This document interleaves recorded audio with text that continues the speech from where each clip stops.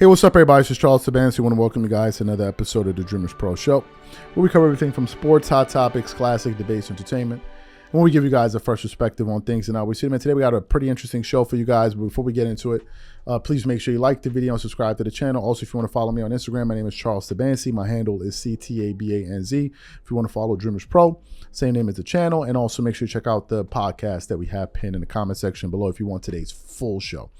Let me get into this topic here. So, as you guys know, the NBA season has commenced, and I'm not trying to be out here twerking it up too much about the games in the first few days. Now, I know the Lakers dropped a very, very entertaining game that I saw last night.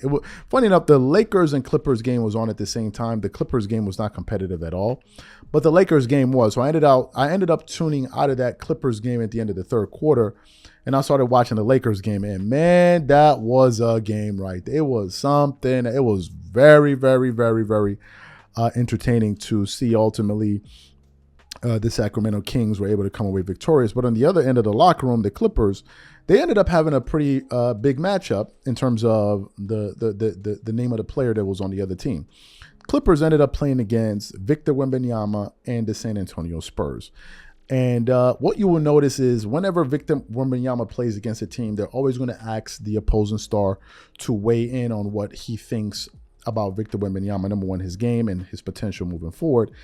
And that's exactly what happened yesterday in the Clippers game. At the end of the game, House of Highlights released a clip of Kawhi Leonard kind of giving his thoughts on Victor Wembanyama, but it wasn't just Kawhi Leonard, it was also Russell Westbrook. So what we want to do is play what Kawhi Leonard and Russell Westbrook had to say about their impressions of playing against Victor Wembanyama, and then we're going to come back and continue on with the show. Take a listen to these gentlemen here. Kawhi, before we get to the game, just wanted to ask you what your overall thoughts now that you got to play against Victor Wembanyama after all the kind of hype around him the last couple months. What are you asking? What did you think about playing against him, about his length, how tough he is to play? He's going to be good. It's still early in the season, obviously. But, once he figures out where he's going to be getting his shots and reading defenses, I think he's going to be good. I feel like he got more aggressive, like a more aggressive mentality as he started this season off. And, I think, he'll just keep getting better. What did you like overall about the way you guys played tonight? Ty focused on the defense for you guys, obviously. Yeah, the defense was great. 37 field goal, 33% from three. And then they only had 6 offensive rebounds. So, it's a lot better than the last game we played. We let the Jazz shoot 20 more times in this. So, tonight we limited them to one chance shots, and it was good. Kawhi, apologies if this already been asked, but, starting your career with the Spurs, you know how they get players ready to play both ends of the floor. What do you see in Victor being the face of a franchise that you're familiar with? Pretty much what everybody sees. He's big, long. His wingspan is crazy. He could dribble the basketball. He could shoot. He also wants to defend. And, that's what you need from a franchise player. Like I said earlier, it's his third game of the season. So I feel like he'll continue to get better once he figure out, defenses, the way people are guarding him. And he's just going to get more and more confident. Has he reached out to you, or have you had an opportunity to talk with him at all yet? No, not yet. A little verbal talk during the game, but nothing too crazy. If he wants to, he can reach out. But I think he just, he's still gonna get better. After a tough loss last game, what did you see from Russ that allowed him to bounce back? Obviously only 4 shots last game, but a little bit more aggressive here tonight. It's a long season. That's how games are just played out sometimes. And he, like you said, he bounced back tonight. He got 13 shots, made shots. But, you see it his whole career. Anybody's career. You come in and might have a bad game and, you just got to bounce back and have a good game.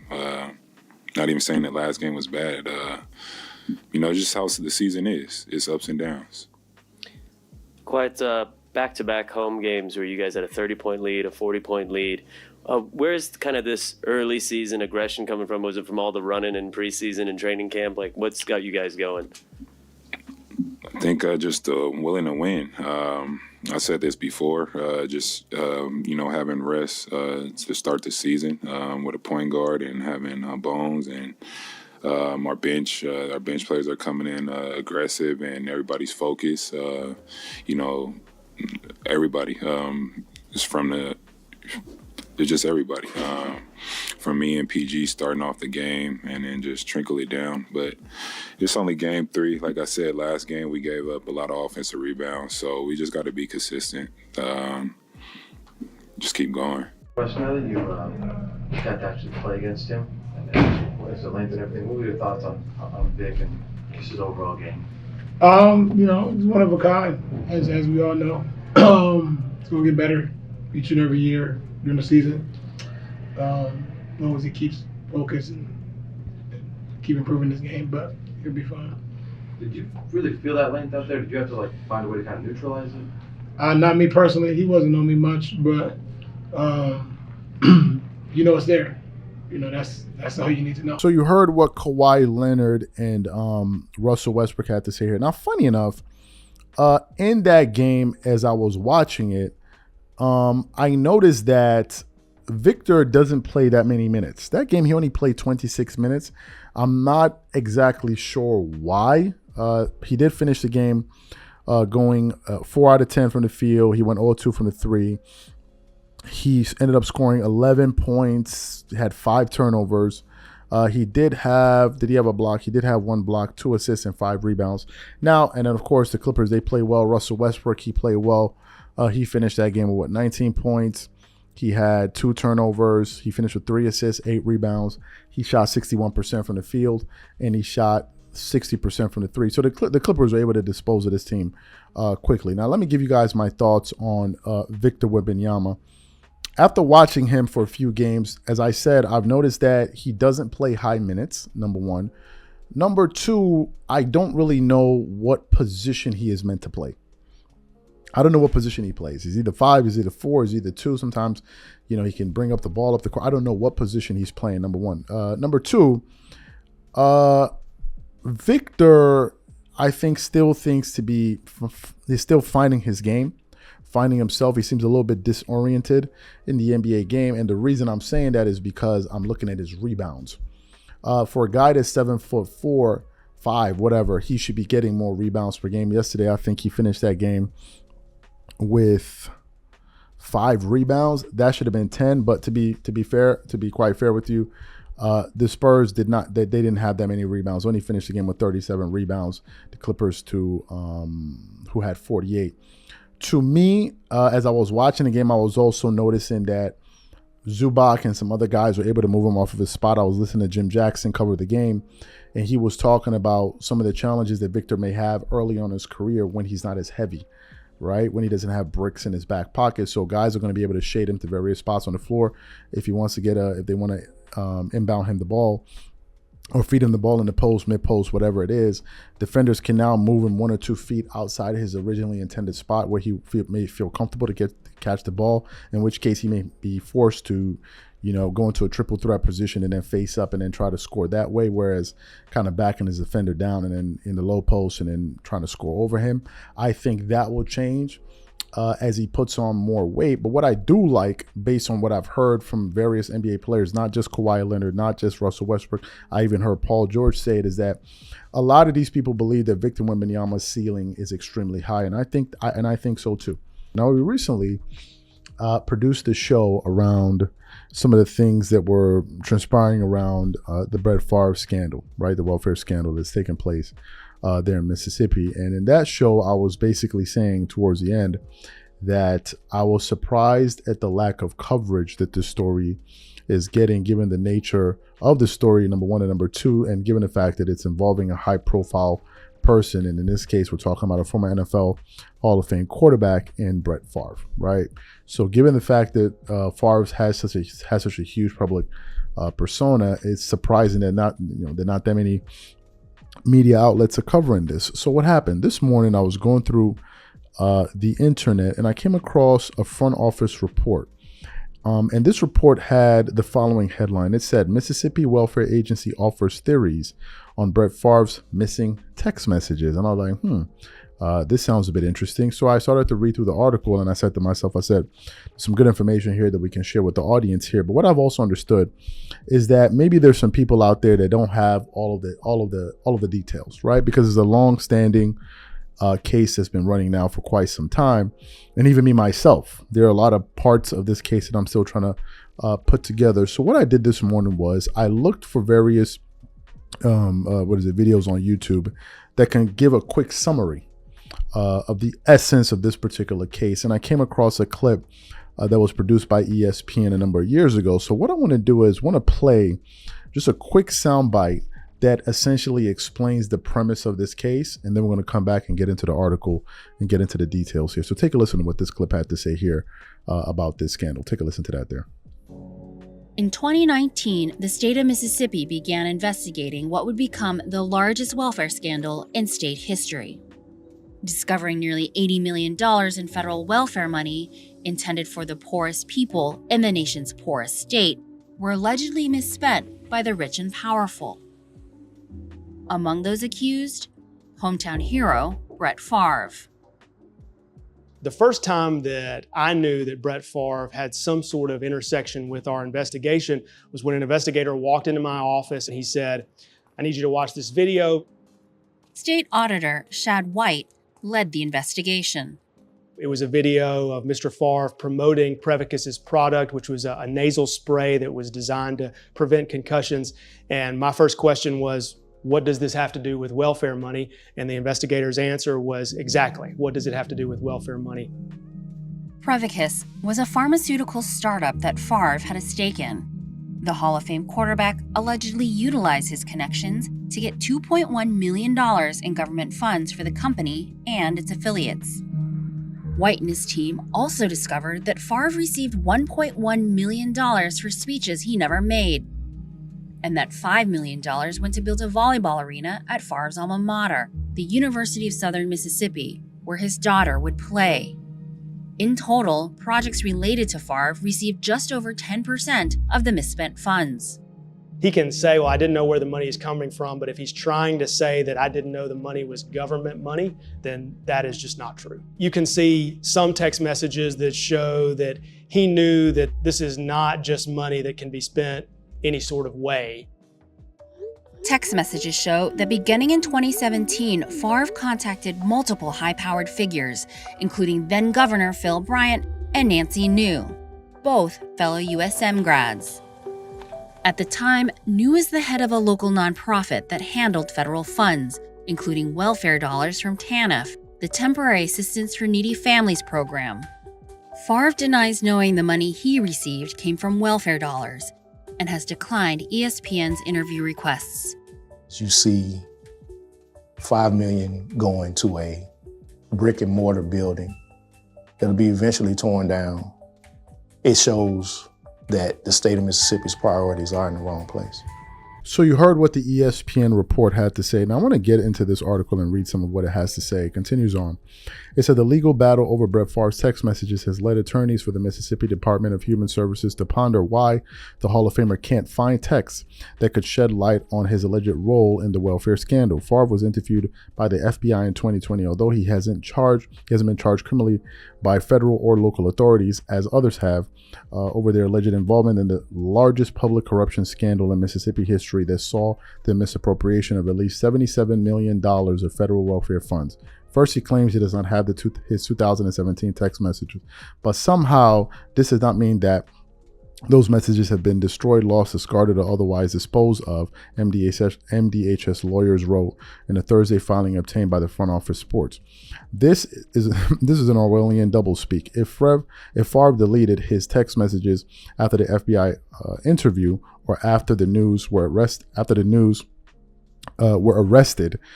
in February 2020, then this is probative evidence of not only his intent to spoliate evidence, but also his conspiratorial intent. Favre should be compelled to fully respond to the interrogatory questions from MDHS. The interview with the FBI occurred close to the time the two leaders of a nonprofit at the center of the scandal, Nancy and Zach New, were first charged. The news nonprofit Mississippi Community Education Center was used to allegedly funnel $8 million of TANF connected to Favre, according to the previous filings in the lawsuit. Like the news, Favre is amongst the more than 40 defendants in the lawsuit seeking to recoup the misspent temporary assistance for needy family funds. Federal money aimed to help the poorest families in the U.S.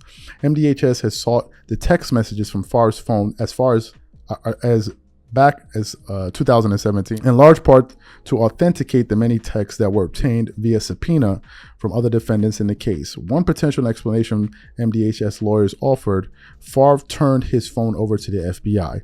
If Favre still had text messages from 2018 and 2022, then he likely still had text messages from 2017 and 2020, MDHS attorney wrote. FOS reported Favre has remained on the radar of federal investigators since that 2020 interview. Representatives for the Department of Justice have declined to comment. Typically, federal investigators, after a judge approves a subpoena, would image a cell phone and return the phone to the person. Federal investigators likely would seek cloud storage where the messages are archived. Favre's lawyers also balked at MDHS requests for tax returns from 2017 through 2020. Favre objects to this request to the extent it seeks documents that are irrelevant to the claims or defenses in this action and not reasonably calculated to lead to discovery of admissible evidence, Favre's attorney wrote in a recent filing. But MDHS again stated that the tax returns are needed to determine how much Favre put toward a volleyball center built in the University of Southern Mississippi. The Southern Miss Athletic Foundation received at least $5 million in TANF funding for the project, allegedly with the assistance of Favre. Favre's tax returns provide a check on whether the foundation general ledger is correct, MDHS lawyers wrote. That ledger shows that the foundation, for unknown reasons, paid Favre $250,000 on November 30th, 2017. Favre's tax return would show whether this was income he received, and the general ledger shows no donations from Favre, but the foundation acknowledged donations from Favre of $150,000 for the volleyball facility in 2017 and $100,000 for the indoor and volleyball facilities in 2018. So you heard what the report had to say there. This is pretty tricky information here, especially with the text messages. It was also alleged at a certain point that where Favre was saying something to the effect of, will anyone be able to find out anything about this, right?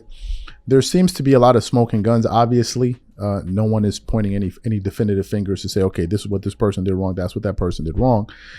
Nevertheless, this thing is not going away. This investigation has been ongoing for a number of years now. The last case we covered, when they asked, when in the report where they were trying to get Favre's tax returns, according to the report, he was a bit reluctant to release that information. As you guys know, tax returns can yield a lot of pertinent information about how you made your money, sources, et cetera, et cetera, et cetera.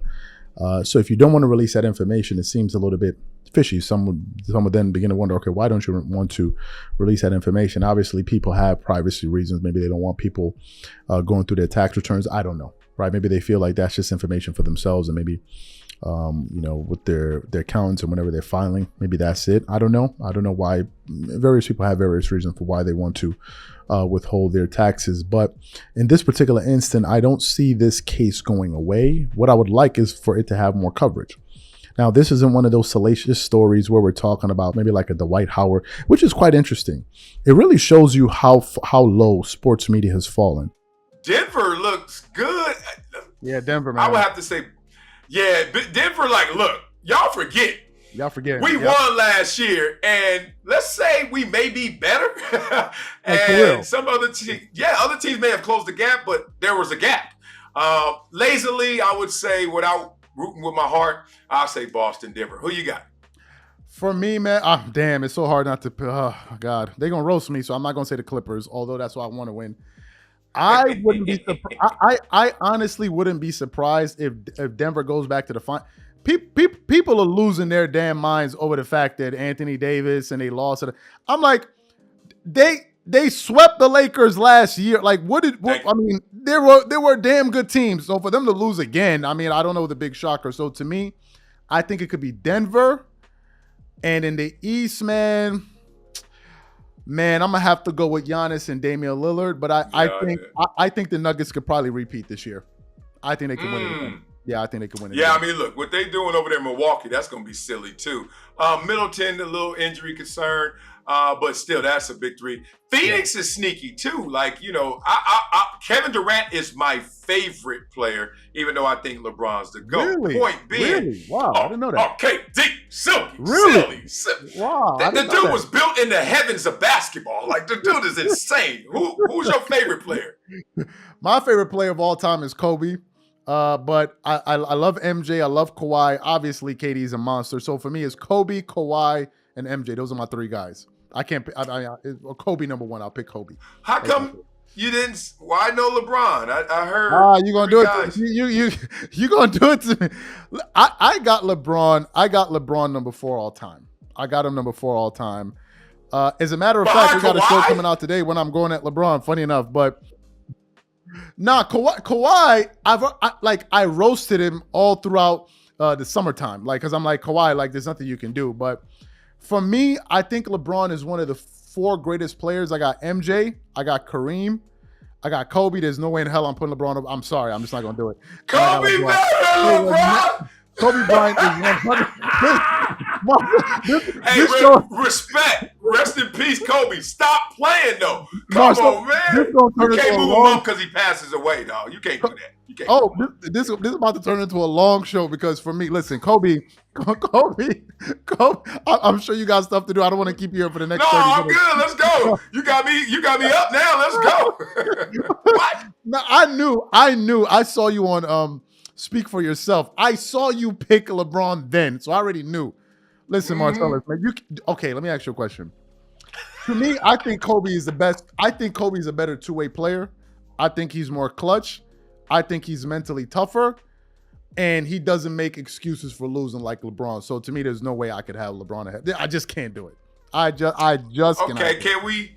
All right, better two-way player.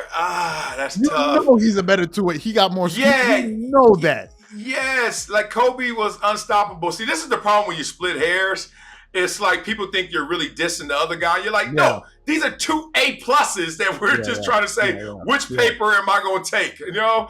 And I'm like, for me, why LeBron is the longevity. Not only how he started faster than Kobe, started better than Kobe, kept it at that high level, still up there, maybe a notch off right now, but didn't respectfully fall off like Kobe did with the injuries just collapsing. Right.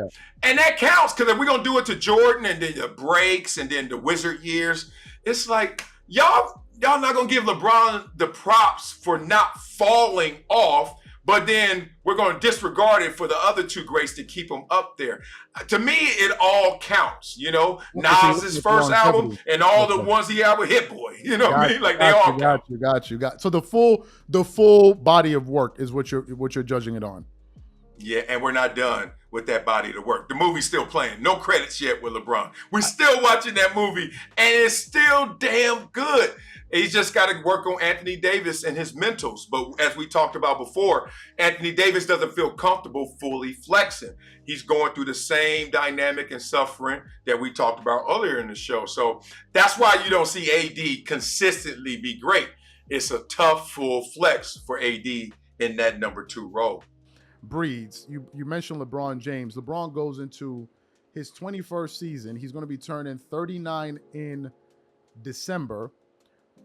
How do you think LeBron has been able, like, what do you think about him being able to maintain this level of greatness and excellence for 21 years in the NBA?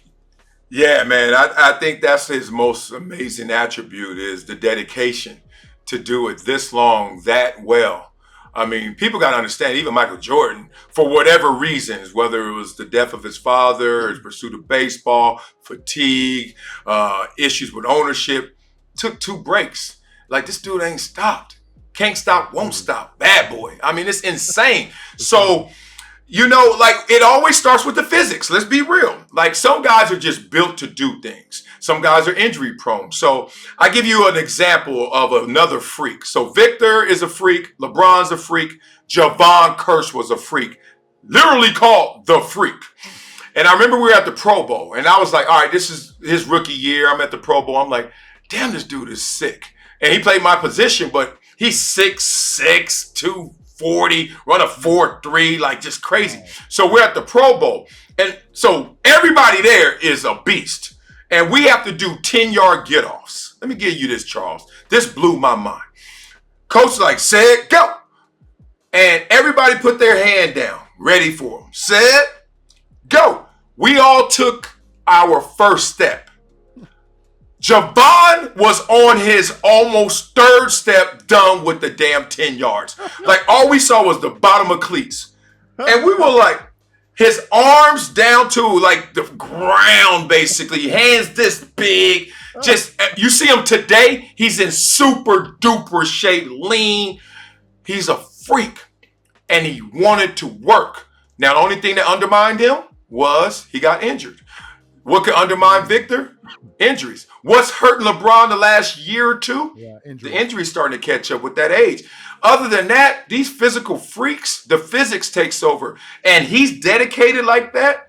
LeBron's insane. For me, he's the GOAT. And I understand Jordan could be your GOAT. But y'all cannot sleep on what LeBron has done for this long, that strong. Now, if you want to listen to the full interview, be sure to check out the Dreamers Pro podcast that we have pinned on the comment section below. And you can catch it on Apple Podcasts or Spotify. Thank you.